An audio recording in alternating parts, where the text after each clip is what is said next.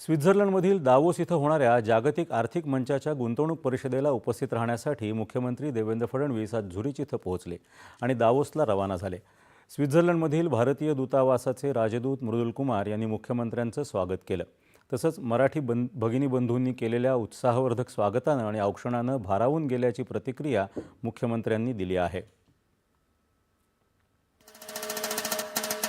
आपल्या महाराष्ट्राचे लाडके मुख्यमंत्री देवाभाऊ आज झुरिकला येत आहेत आणि त्यांच्या स्वागतासाठी आम्ही खूप उत्सुक आहोत।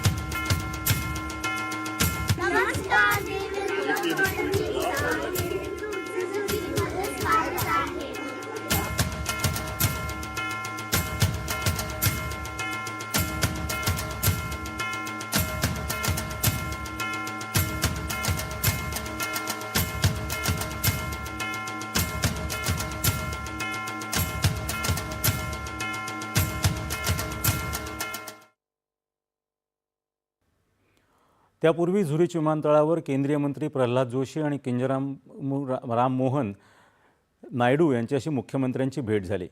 महाराष्ट्राचं उज्ज्वल भविष्य घडवणाऱ्या संकल्पना आणि संधींवर जागतिक नेत्यांशी या निमित्तानं संवाद साधण्याची संधी असल्याचं मुख्यमंत्र्यांनी म्हटलं आहे। जागतिक व्यासपीठावर भारताचं विकास इंजिन म्हणून मॅग्नेटिक महाराष्ट्र अधिक बळकट करण्याचा निर्धार असून या नव्या महाग्रोथ गाथेकडे जग अपेक्षेनं पाहत आहे। महाराष्ट्राची $1 ट्रिलियन अर्थव्यवस्थेकडे वाटचाल अधिक वेगवान करण्यासाठी ही परिषद महत्त्वाची भूमिका बजावणार असल्याचं मुख्यमंत्री म्हणाले। गेल्या वर्षी 16 लाख कोटींचे गुंतवणूक करार महाराष्ट्रानं केले होते। यावर्षी अधिक गुंतवणूक आणण्याचं उद्दिष्ट राज्य शासनानं ठेवलं आहे असं मुख्यमंत्र्यांनी म्हटलं आहे।